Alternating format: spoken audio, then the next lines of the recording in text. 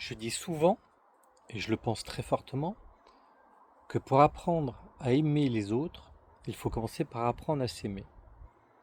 Et donc il faut apprendre à vivre quelques instants, quelques moments seuls pour apprendre à se connaître, apprendre à s'aimer, à commencer à apprendre à ressentir de l'amour pour soi, pour pouvoir aimer les autres. Ce que je veux dire par là aussi, et souvent c'est pas bien compris, c'est que je ne dis pas qu'il faut vivre seul tout le temps. C'est pas du tout ça. Parce que je pense que l'être humain est fait pour avoir des relations sociales. On est fait pour avoir des relations avec les autres. Et donc, il faut vivre aussi avec les autres et avoir des relations avec les autres. C'est très important.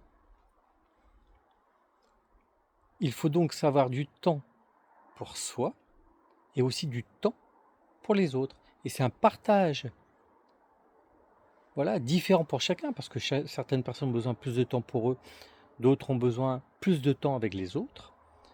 Mais je dis qu'il faut juste savoir concilier les deux. Et que beaucoup de gens ont du mal à concilier les deux.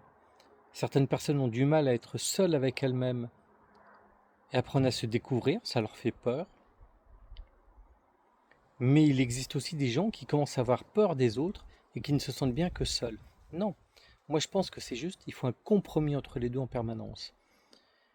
Il est parfois aussi très intéressant d'exprimer ses besoins, ses ressentis aux autres, mais aussi de rire avec les autres, de pleurer avec les autres, de chanter avec les autres, de danser avec les autres, de réagir avec les autres. C'est aussi très important.